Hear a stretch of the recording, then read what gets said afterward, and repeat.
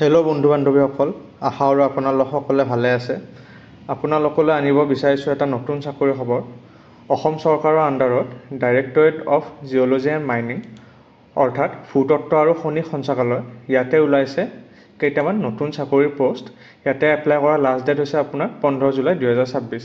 এতিয়া ইয়াতে কি প্ৰয়োজনৰ বাবে চাকৰি ওলাইছে, কোনে এপ্লাই কৰিব পাৰিব, চেলাৰী কেনেকুৱা, কেনেকৈ এপ্লাই কৰিব লাগিব, এই সকলোৰ কথা আমি এই ভিডিঅ'টোতে জানি লোৱা হয়। এতিয়া ইয়াতে যিটো চাকৰি ওলাইছে সেইটো হৈছে আপোনাৰ এছিষ্টেণ্ট জিঅ'লজিষ্ট অৰ্থাৎ সহকাৰী ভূতত্ত্ববিদ। ইয়াৰে আপোনাৰ টোটেল পোষ্ট হৈছে 11টা। তাৰে আপোনাৰ জেনেৰেলৰ বাবে হৈছে 8টা পোষ্ট, OBC MOBCৰ বাবে এটা, SCৰ বাবে এটা আৰু STৰ বাবে এটা। আৰু এই চাকৰিটো আপোনাৰ দৰমহা হ'ব আৰম্ভণিতে 30,000 টকা, লগতে গ্ৰেড পে থাকিব 12,700 টকা, আৰু আপোনাৰ পিছলৈকে ছিনিয়ৰ হোৱাৰ পাছত 1,10,000 টকালৈকে বাঢ়িব। এতিয়া ইয়াতে কোনে এপ্লাই কৰিব পাৰিব। এতিয়া আপোনাৰ মিনিমাম এডুকেশ্যন কি লাগিব, আপোনাৰ MSc ইন জিঅ'লজি, নহ'লেতো MSc ইন এপ্লাইড জিঅ'লজি, নহয়তো আপোনাৰ MTech ইন এপ্লাইড জিঅ'লজি, নহয়তো আপোনাৰ ইণ্টিগ্ৰেটেড MSc বা টেক যদি আছে এপ্লাইড জিঅ'লজিত সেইটো আপোনাৰ হ'ব। আৰু আপোনাৰ লিমিটেশ্যন কি লাগিব, এজ লিমিটেশ্যন, বয়স আপোনাৰ লিমিট হৈছে 21 পৰা 38 বছৰ বয়স। 21 পৰা 38 বছৰটো হৈছে আপোনাৰ জেনেৰেলৰ বাবে, কিন্তু SC STৰ বাবে আপোনাৰ আৰু ৰিজাৰ্ভেশ্যন থাকিব 5 বছৰ, OBC MOBCৰ বাবে আৰু 3 বছৰ থাকিব, PWD ইণ্ডিয়াৰ বাবে আৰু 10 বছৰ ৰিজাৰ্ভেশ্যন থাকিব। আৰু আপোনাৰ চিটিজেনশ্বিপ ইণ্ডিয়াৰে হ'ব লাগিব, আৰু আপোনাৰ অসমৰ PRC থাকিব লাগিব।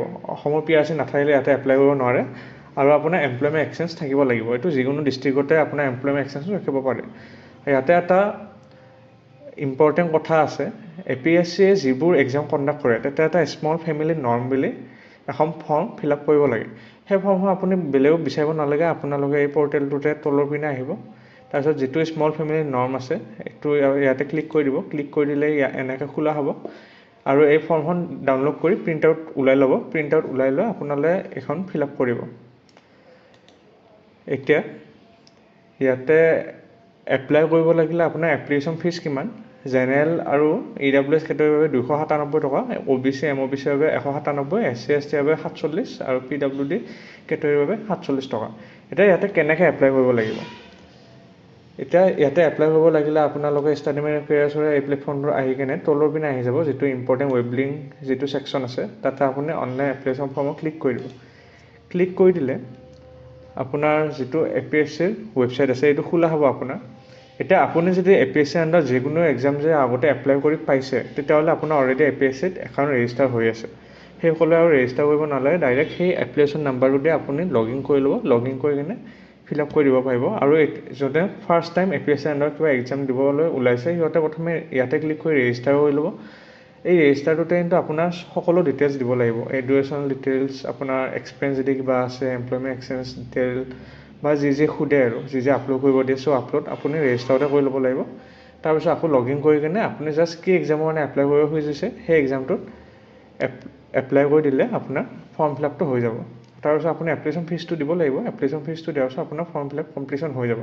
ইয়াতে মেইনলি ৰেজিষ্টাৰটোৱে, যাৰ ৰেজিষ্টাৰ কৰা আছে সিহঁতে ডাইৰেক্ট লগ ইন কৰি এপ্লাই কৰিলে হ'ল, আৰু যাৰ ৰেজিষ্টাৰ কৰা নাই এখন সিহঁতে আকৌ ৰেজিষ্টাৰ কৰিব লাগিব। এতিয়া যিটো স্মল ফেমিলি নৰ্ম খোলোঁ, স্মল ফেমিলি নৰ্মখন যিখন আপোনালোকে ডাউনলোড কৰি ফিল আপ কৰি থ'লে, সেইখন কিন্তু আপোনালোকে প্ৰতিটো নতুন এক্সাম এপ্লাই কৰিলে কিন্তু আপলোড কৰিব লাগে।